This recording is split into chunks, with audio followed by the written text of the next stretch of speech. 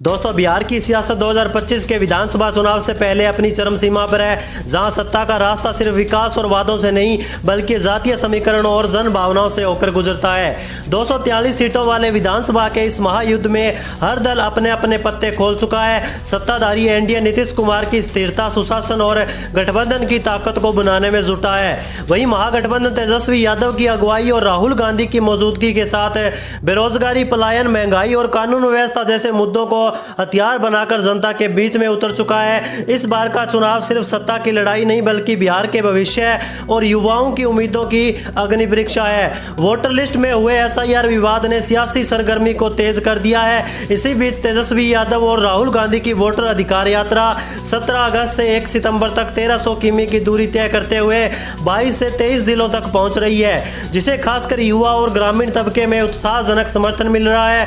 दूसरी तरफ प्रशांत किशोर की जन स्वराज अभियान राजनीति में नया प्रयोग पेश कर रहा है, जो परंपरागत समीकरणों को चुनौती देने का दावा कर रहा है। बिहार के सामने बेरोजगारी, प्रवासी मजदूरों की पीड़ा, जातिगत संतुलन और विकास बनाम सामाजिक न्याय जैसे सवाल खड़े हुए हैं। अब सवाल यही है, क्या एनडीए अपनी अनुभवी जोड़ी के दम पर सत्ता में वापसी करेगा? ये क्या महागठबंधन की जोशीली रणनीति बाजी पलटेगी या फिर जन स्वराज का नया प्रयोग जनता का एक नया विकल्प देगा? तो आइए इस ताजा ओपिनियन पोल में देखते हैं, अगर आज बिहार में विधानसभा चुनाव हो जाए तो किसकी सरकार बनने की संभावना अभी ज्यादा दिखाई दे रही है और कौन बन सकता है बिहार का अगला मुख्यमंत्री।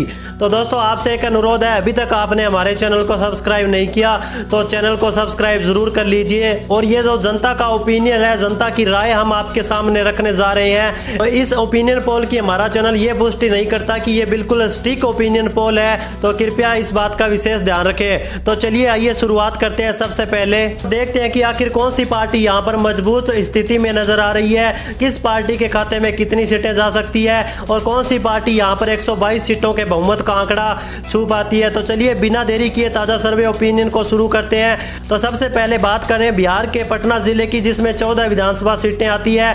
पटना जिले की 14 विधानसभा सीटों का ताजा सर्वे ओपिनियन पोल देख लिया जाए तो यहाँ पर एनडीए गठबंधन के खाते में 4 सीटें जाने का अनुमान लगाया गया है।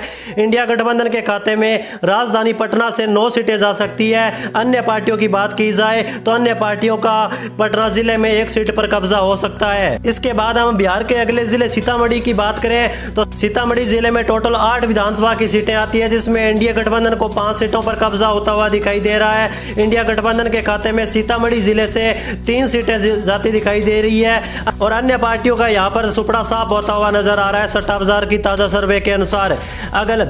तो चलिए अगले जिले की बात करते हैं। बिहार का अगला जिला